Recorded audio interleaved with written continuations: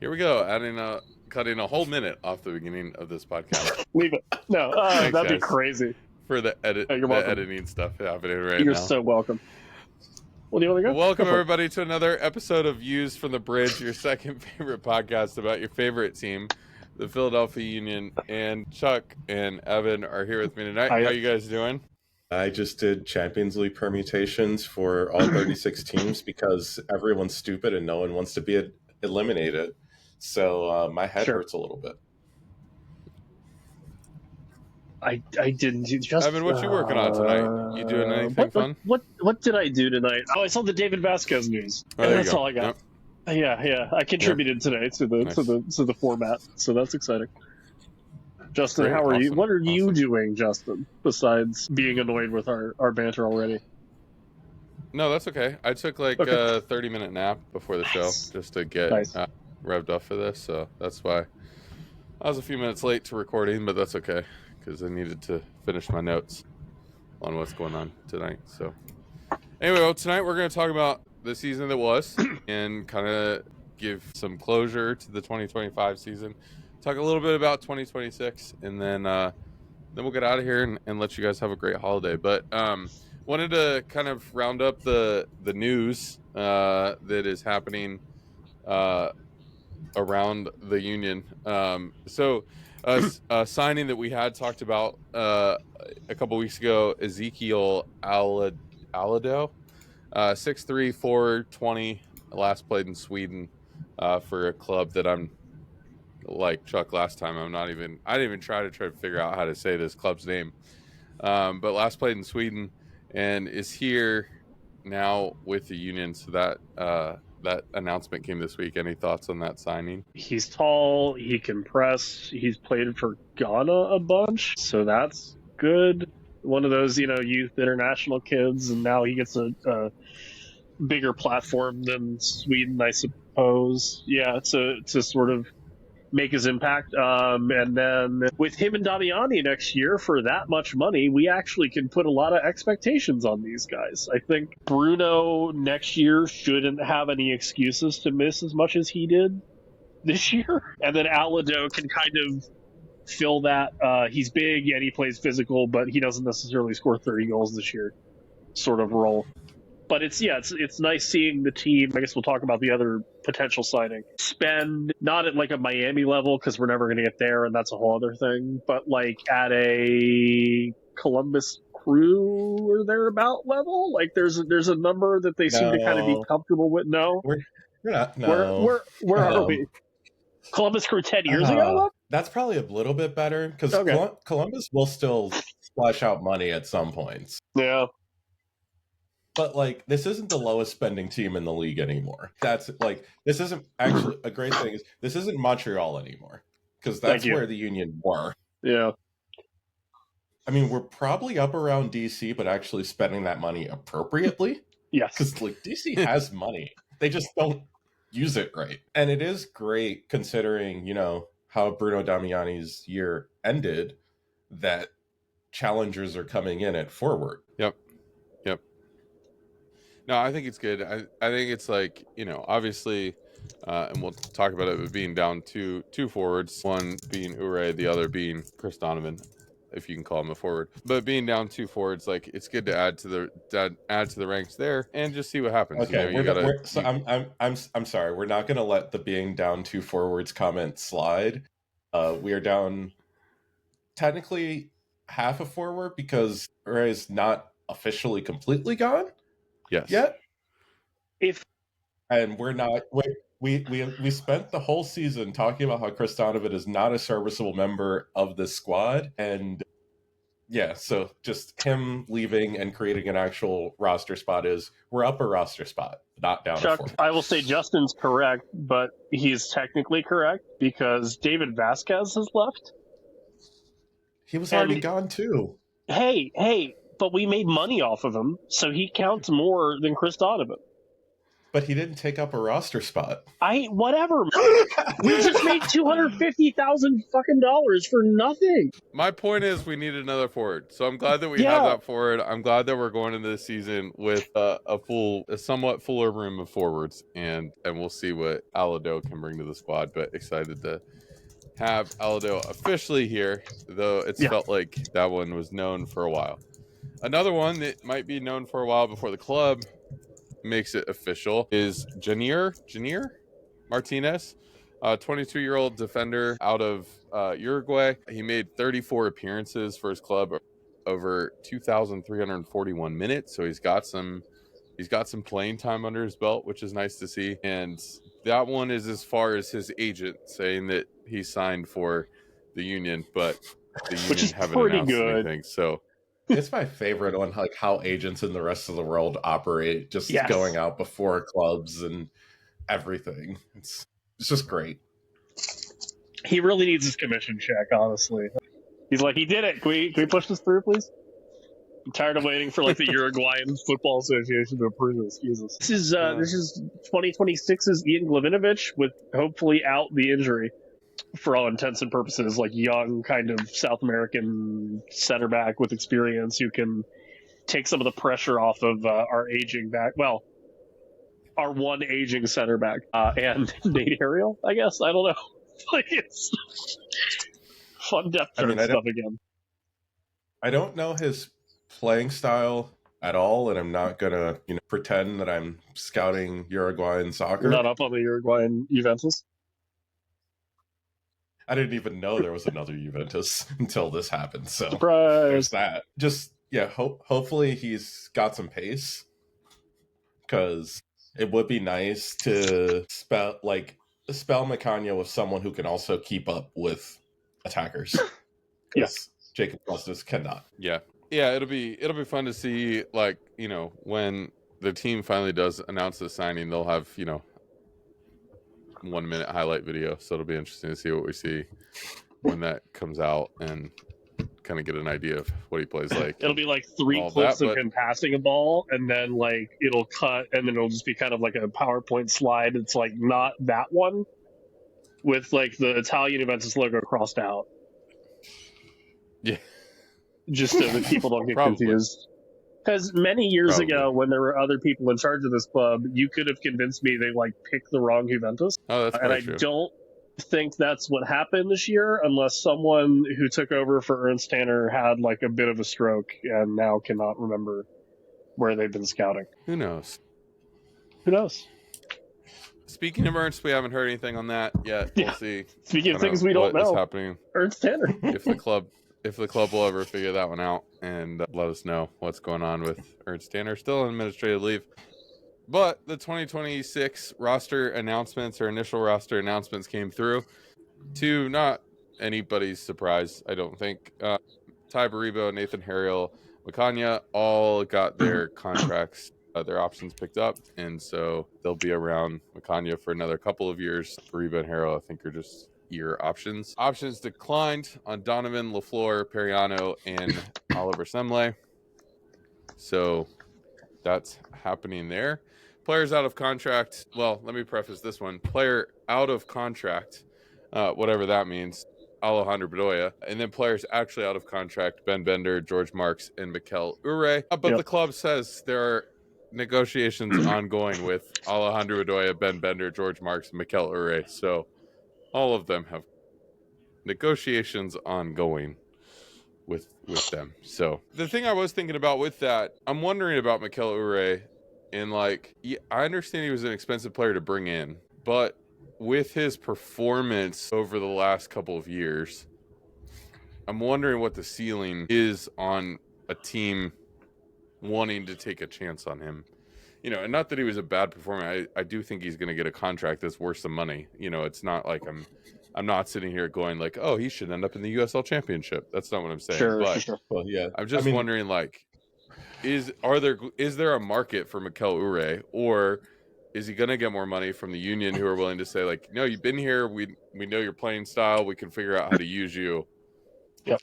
I feel like the better question is, does he want to live anywhere in America that's not Philadelphia? Yeah. Yeah, that's a good Yeah. question.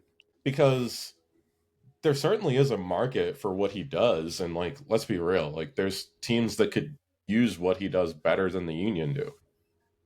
But seemingly he does enjoy being with this team, and I feel like if he were to leave, that he probably just goes back to Denmark. And there's no reason why, if you can get him on a reasonable salary, considering what your forwards are looking like next year, Yeah.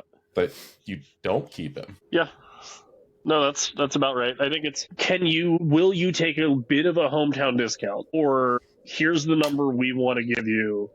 If you can go find it for more, perfectly fine. And I mean, there's a place for him in the team. It's gonna be a diminished role, but I mean, I think he's smart enough that he knows that and can see it happening the last couple of years even. And also, Yeah, just with Champions Cup and Leagues Cup, there's going to be more games to play. Right. Yeah, I mean, last year was a down year as far as actual matches. So now that we're playing, what at 42, I don't, something number, whatever it is. It's like, call it like 8 guaranteed between the group stages for both, I guess, or whatever. It's okay. Here's 40 something games next year. We're gonna play you X amount of games, and we think we can manage your workload a little bit better. You won't have to play as much, or what have you. And then it's either he takes it and you keep him around, then it's all good there, and your forward room looks really good, or someone kind of overpays, sort of like what it feels like Columbus did for Gazdag a little bit, and we're okay. Bring up Stas. Yeah, there's part of me that wants the Union to like. Here's the other solution that I was thinking about. The other thing I was thinking about was like, had we not had a successful year or been in where we were in the table last year, would he have been flipped mid-year? Right? Like, would there have been a price tag on him mid-year to try to get something out of him before you just let him go with, at the end of his contract? And so that would have been interesting to know, like, would there have been a playoff, had we not been in the playoff teams, or had we not been around the top of the table, like, would a playoff team have come and been like, hey, we have that guy for, X amount of dollars to try to bolster our playoff, run. But, and then we were where we were, so you couldn't let him go. So, and then your other forward gets stuck in Israel for how long, and, all of that happened. So I completely forgot about that whole situation. Chuck, I refuse to forget about that situation. Only because then everyone started to just switch to absolutely worshiping the ground that Sam Surridge walks on. You know where he didn't go anywhere? International duty, because he's not good enough to make the England team. Because of course he's not. But it must be nice knowing that you'll never make the national team.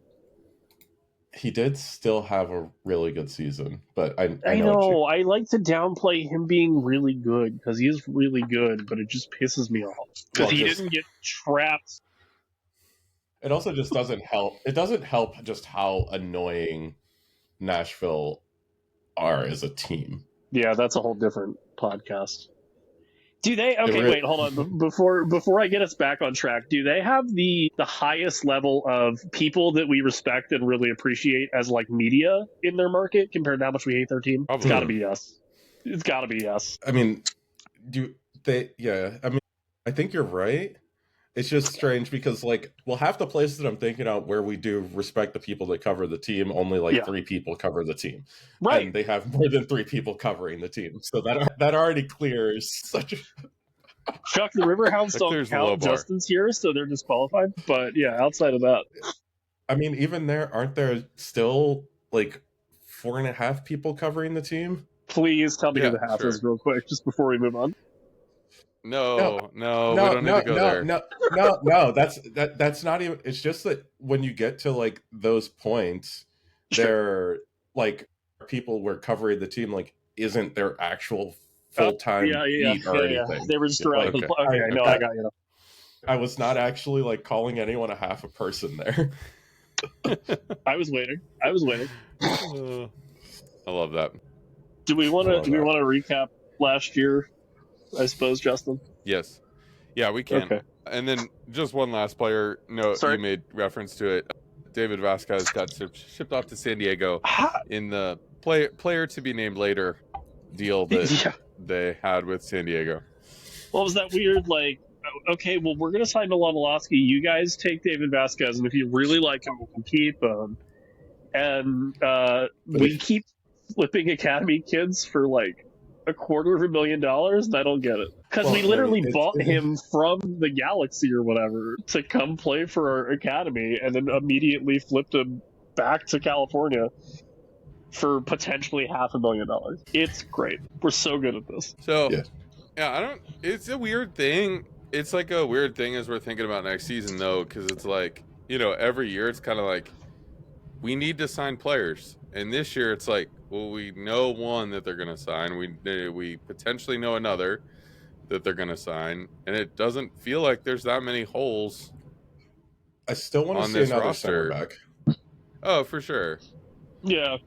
But normally it feels like we're a little bit desperate at this point. Or like, it's like, no, it's like last year, Elliott leaves, and we're like, we need another center back. And it's like, I mean, this year we do to cover breaks and injuries and give rest and all that kind of stuff. But it's not like, we need another center back right now, This is for sure the earliest we've ever heard of, like, signings after a season. I do wonder, like, if some of this is to deal with the fact that it's going to be a while before we have a sporting director, so these might be the last signings that you hear until, like, February. Yeah, maybe. Because I just don't see anything with Ernst happening quickly, since no one needs to deal with it fast. Yeah, that's true. All right, let's talk about this past season. I basically put 3 questions or 3 things that I'm thinking about. So let's start with breakout player. As you guys think about last season, who is your breakout player of the season? Frankie Wesco. Yeah, I was like, I almost want to do that. Like, we already know and have talked about Frankie completely. Yeah. Just already giving him his, and then like going next. He can keep having them. It's okay. Like, I'm not mad about having this conversation. No, but I mean, like, but then the problem is then still the next player is too easy because that's Macania. Like, because both of them were in different roles where, like, Frankie Westfield, like, obviously just came out of nowhere. It was like, it'd be great if you get usable minutes out of him with the first team. Macania was like center back 4, arguably some weeks was center back 1, and like did deserve to get into best 11, but Jacob Glasses has name recognition. Yeah, the only other one that I'd toss in there, and I intentionally went with breakout player because I was like, rookie or new. I was like, that doesn't make sense. Yeah. The only other name I'd throw in there is Jovan Lukic. Oh wait, I have a 4th person then. Okay. Well, you can do the whole midfield.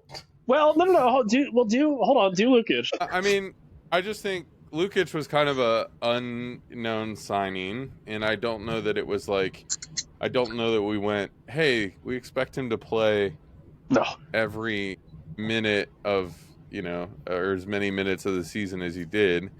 I think the difference for me of him and Jean-Jacques is Jean-Jacques, we had around a little bit at the end of last year, so we kind of knew the play. I don't know that he was used as well in Curtin's system, but like, we kind of knew the player we were getting. But Lukic, we kind of had no idea, and it's kind of the same idea as Macania to go from, hey, here's this player that seems to be, we don't know if he's expected to be a starter or it's just roster depth, all that kind of stuff, for him to go and be like, he's one of the best defensive midfielders in the league, paired with one of the other ones. It's like, right, that was a pretty good signing. There's 2 of them. Okay. No, your 4th player for consideration in your Views from the Bridge Young Lions Cup U23 MVP award or whatever. This team is dead in the water all the time forever if Andrew Rick doesn't exist. I would just counter that with like, was Andrew Rick's season like truly a breakout? Because he's been a pretty good stand-in for Blake in the past as well. Chuck, we've known this. I mean, I guess, yeah. Like, I do 1 or 2 appearances is cool, but like this was like a extended period of time where even we, who were like, "Ooh, he's it," were like, oh, "Okay, he's ready." Yeah, no, I mean He definitely did start more time than anyone ever expected him to, and Wanted him to. we got very comfortable with him in that. Like, we literally on our last show had is he just ready to be the guy now? Like, and that's not. You used to get, shot for saying that about Andre Blake on the grounds of Subaru Park, so that's something. Well, so actually, I just thought of something that's not on here that unfortunately is negative for biggest regressions, and just Andre Blake's body. Well, unfortunately, no. I'm blanket giving that to every other Union right back not named Frankie Westfield. Wait, is Nate Harriel on that because he's a center back? He's still a right back for the terms of this. Okay. Because, I mean, you became not a right back because Frankie Westfield exists. Yeah. Like, what kind of just like damning moment is that for your career? And like, I know it's like all that progress isn't linear, and like Nathan Harriel is still a useful player to this team, but like, he went from a lockdown right back to center back 3, right back 2.5, and U.S. men's national team bench warmer. It is so funny that like during all this, yes, he got a cap for the U.S. men's national team. Thanks, love you, buddy. I'm convinced Potch hates the MLS. He's like, I'm going to show them. I'm going to give a call up to some guy who like shouldn't be getting minutes for his club team. Hey, he did call up Quinn. That's a whole. That was a cool. That was a cool moment. Yeah. I don't know if Potch knows what he wants yet. That's an issue. That's a bit of a problem. Anyway, all right. Well, I don't know. I mean, I think all 4 of those players. I think Rick, Lukic, Westfield, and Makanya. I mean, those are all pretty good shouts for breakout player. We can put a poll up and see what you guys think and how you guys feel like the breakout player of the year goes. What about MVP? How you guys feel like what player are you gonna put up for MVP? Stanley John Jock. Quinn Sullivan. No, Ty Baribo, huh? There's gonna be. I don't think Ty Baribo is what he is without the service that he got. He did really well with the service, but I would still like lean Kai before going Ty. Yeah. There's going to be a week in my life where I can stop having to explain how I vote in most valuable player things to people. And it's not going to be this week, I guess. I just think if you take out DJJ in a lot of this, the system just does not function. And when we're now a system team. I mean, that's just a similar thing to why I'm going Quinn Sullivan here, and we did get to see the team at the highest moments without him. And oh man, chance creation was a problem. Not great. It's true. I'm kind of with you, Evan. I understand what you're saying, and I don't actually put this player in the MVP discussion, but I also think the season falls apart without Andrew Rick. And I think there's a very real thing for me of we have seen this team fall apart, and we've seen the Union plummet in the standings when Blake goes down for an extended period of time or ends up, at some tournament or something, and the Union just don't perform in the same way. But even like knowing some of the saves he made this year and the results that he got and the clean sheets and all that stuff on top of it, I often don't just vote for the player who's gets it easy, but the player who actually made a difference for the team. Yeah. So that's my challenge with all the MVP stuff that happens all over the place. And that's my it's actually why a little bit I don't have a problem with Messi getting the MVP this year, because Miami fell apart without him at times. When he was not in the lineup, Miami was clearly not as good, with all their other star power. He deserved it this year way more than he did last year. Yeah. And I say this as someone who voted for him both years. But I just couldn't make enough of a case for Evander last year. That's fair. Yeah, no, that's fair. Well, the good news is he won the FIFA MVP award, so give it time. It's okay. We'll just make up a peace prize. Yeah, who? Yes. Justin, you forgot a question in the notes. Who wins the Views from the Bridge Peace Award? Well, based on how it works, it's Ernst Tanner. Fuck. Yeah, absolutely. No, Chuck, it's Tim McDermott. God. On that note, No, it's whoever actually wait, hold on. It's whoever designed the t-shirt cannon that doesn't fucking work. That's who wins the Views from the Bridge Peace Prize for 2025. Thank you. Thank you, intern at Widener, for the t-shirt cannon that doesn't work. great. All right, well, we'll put that poll up too for MVP, not for the Peace Prize because we don't care about that. Great candidates all around there. Good times. Well, last question I have, it's always hard to, I think there's the, back in college days, you get in those pass-fail classes, and I think, if the MLS season is a pass-fail, the Union failed in some ways because they didn't win the championship. But I think it's more interesting to grade on a scale. Yeah. And so thinking like, the A, B, C, D, F system, how do you grade this? How do you grade this season? It's easily an A+. Like, I can't give it any other grade. Coming into the season, I would have been happy for them to sneak into the playoffs and we leave with a trophy. Like, sure, there's a bad taste in your mouth not winning MLS Cup or like being able to host it at home, but like when you overachieve by that much, like it's hard to do anything else. This is like a see me after class with a smiley face, where it's like, hey, like. It's a little bit weird how this ended, right? But like, you did a good job. You won a thing. You won the real thing that was actually there for you this time. So it's not some sort of weird Captain America shield from your cosplay friend book sock situation. So that was cool. And then you like do the thing in the playoff, and you're kind of like, oh, that's weird. I wasn't expecting that from you. But everything else was great. So no complaints. Yeah, I think for me, I think it's I don't want to give it an A+. I don't. And so I think for me, it's like that solid A that's not an A+.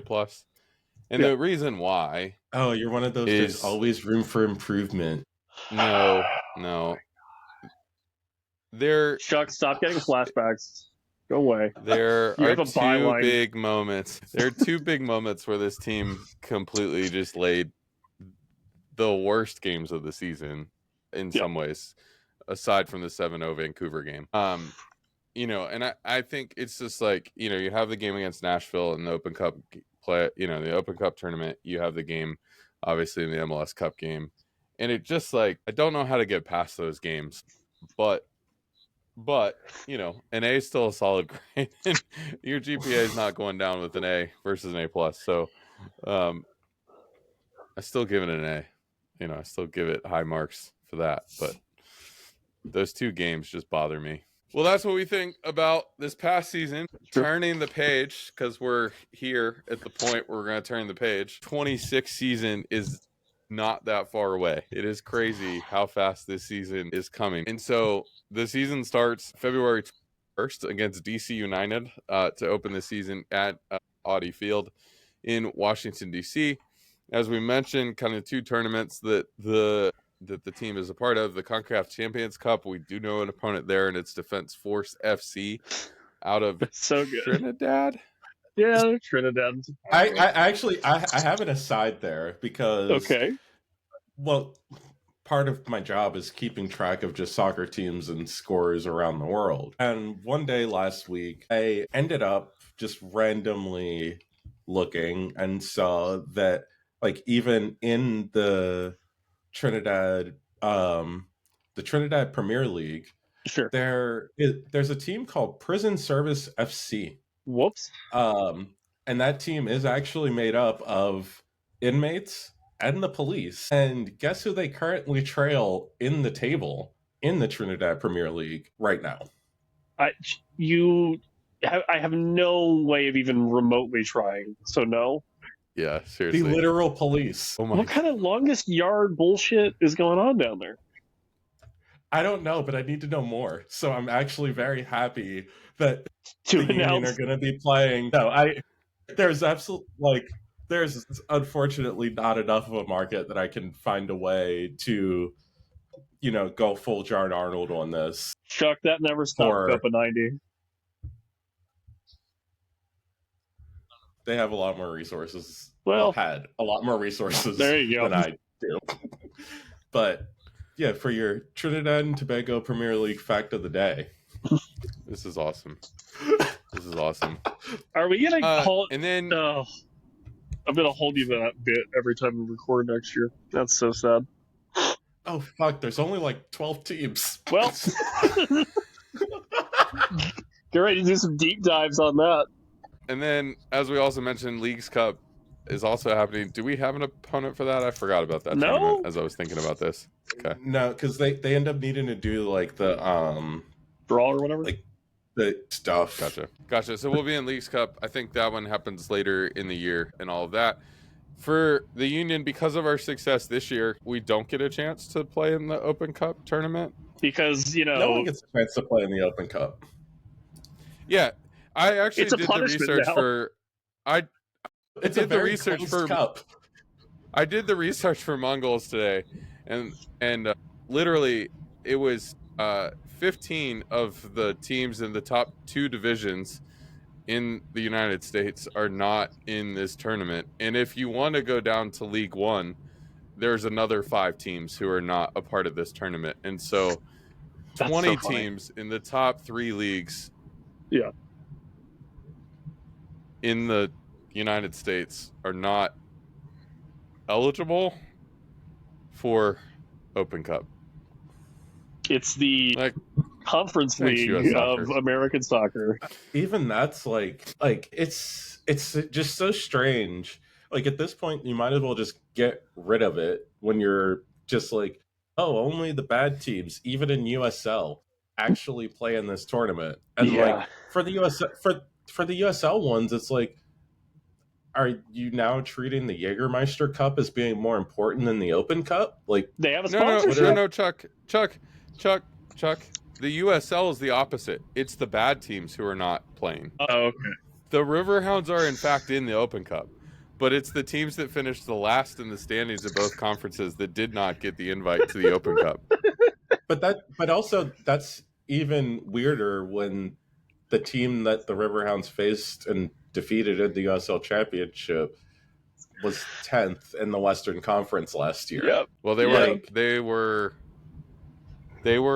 high in, I don't know. Anyway, and then League One, they just said all the new teams, you haven't played any games, so you don't get to play in this tournament. So I was just thinking about this today, and I love this because it's just like, can you imagine what would happen if the Premier League was like, you're in the Champions League or whatever, like you don't need to play in the FA Cup. Well, can you imagine? They want to. Yeah, they do really want to do that. There's actually enough history that they get stopped from doing that. Yes. It would be funny to go back and like ask all of the like Save the Open Cup people, be like, hey, so this is going to work for you, but then it's really not going to work for you. Because the Federation are just going to fold all the time to anybody ever. So, sorry.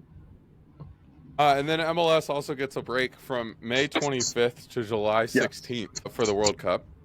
And so there will be a month and that's almost 2 months of a break. And then we come back from that break and like 2 weeks later get the All-Star game. So it's really a half season All-Star game or less. And then the Union season finishes November 7th against Toronto.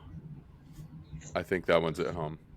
Interesting facts about the schedule next year. We only have one West Coast trip going to San Diego to play at Snapdragon Stadium. But we do not face either LA team or Portland, and we have nothing against Vancouver. And then San Jose and Seattle both have to come our way to Subaru Park to play. So pretty easy West Coast travel next year, which is nice for the Union. And then Vancouver gets moved. Oh, jeez, yeah. Well, yeah, that whole thing's insane. I can't believe that they don't have a lease for their stadium that runs out this month. But yeah, no, it is nice to not need to make those trips. Yes. This season, though, just feels so strange. One, with the World Cup break, making it basically 2 different seasons. Yeah. And then also with it being the last season before going, like, full spring, which, like, still doesn't really change much, because just instead of, like, February, you're just, like, you're still playing during a lot of these months. Like, it's just weird. Yeah. And oh yeah, we get another new playoff format after the Union gets screwed by the current playoff format. So Woo! yay. Yeah, and it is interesting that you say that about like the half seasons, because that's essentially what's happening for the next year and a half. It's like Yes. we get 2 half seasons that actually combine to a whole season. Then we get a half season, and then we get another full season, fall of 2027. So it is a weird kind of thing that's happening, and how GMs and everybody else like kind of manage all of this. And I do think it's interesting, because even like listening to some of the Gotham talk over the last couple, like they've got a player that's on their contracts until the CONCACAF Women's Championship that's in February, but that player is not on their roster for next year. Yeah. So they can play in this January, February tournament, but not play in the. So it's like, what is what, why? So anyway, it's just weird stuff going on, weird scheduling things that are happening, but they'll figure it out. Thinking as we're headed into Christmas, what's your Union Christmas wish for 2026? A reprint of the Bethlehem Steel alt kits. Oh, that's a good. I That's a love good that one. That is a good one. I was just gonna say, like, resolve the Arn stuff by the new year, but like, No, yeah, Chuck, we're being realistic. Come on. but that I don't know which one of those is more realistic.